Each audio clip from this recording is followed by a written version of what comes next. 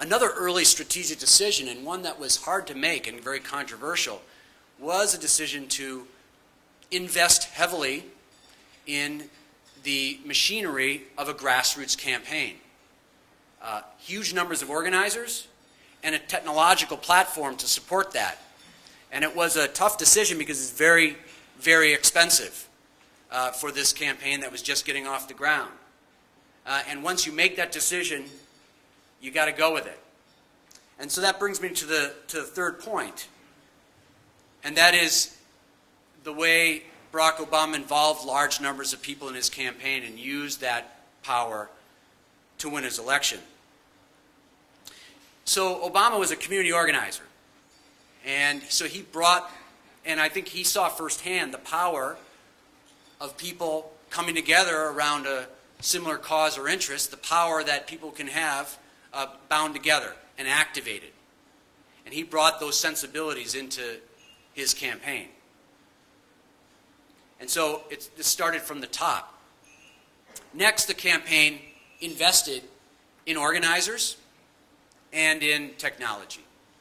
An incredibly robust website that had real innovations, including a whole social network within the campaign, and very sophisticated data management, all very expensive on the front end, but created huge efficiencies in the way, and also, and I'll explain in a minute sort of how that technology actually really enhanced the involvement of people, and we got more out of people because of the technology. So that was the second piece. The first was Obama bringing that community organizer notion into this race. And so and his authentic style and his openness to talk about his story and his inspirational speaking style drew huge numbers of people to his campaign, and especially new people, first-time voters and young people who hadn't been involved before. And the campaign was ready to capture all those people and use their energy well. The central focus of the work to involve people was what Damien talked about, which is direct voter contact. The notion that you take, that you use real people who are involved in your campaign to actually have those conversations with voters, persuade the voters you need to bring them over into your camp. And direct voter contact is something that I'm a big believer in.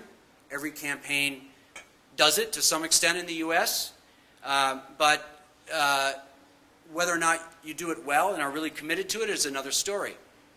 But it really is almost becoming an imperative in the U.S. because television advertising is becoming less and less effective. And if you're around campaigns in the U.S. in the final 2 weeks, you'll see what I mean. It is wall-to-wall campaign ads. Ad by one person and the opponent over and over again. Hardly any other commercial advertising is in there. People just tune it out. Also, there's technology now where you record a television show and watch it without ads. There's other creative ways that people get around and avoid political communication. They'd rather not hear it because most of the ads are pretty dreadful anyway, and they mostly turn negative in the end.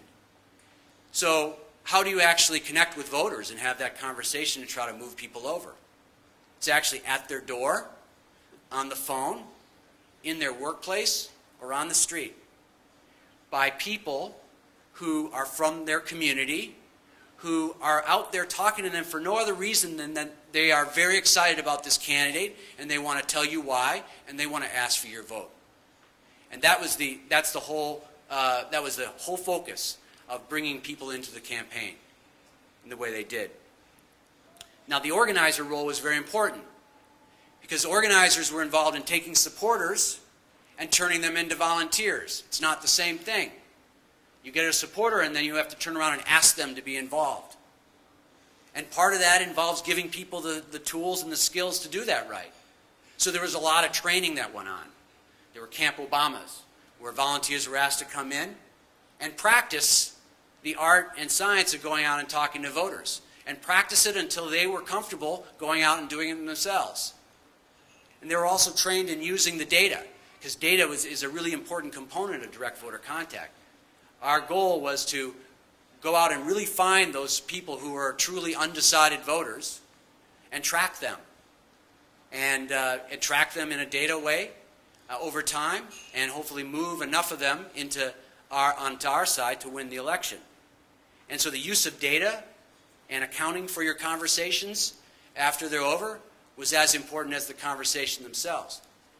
That required training, and mostly just to get people comfortable doing that work. You know, talking to a stranger at their door is out of people's comfort zone. But it turns out that with a little bit of training and then a little bit of experience, most people end up coming back for more. And that's what happened in the campaign.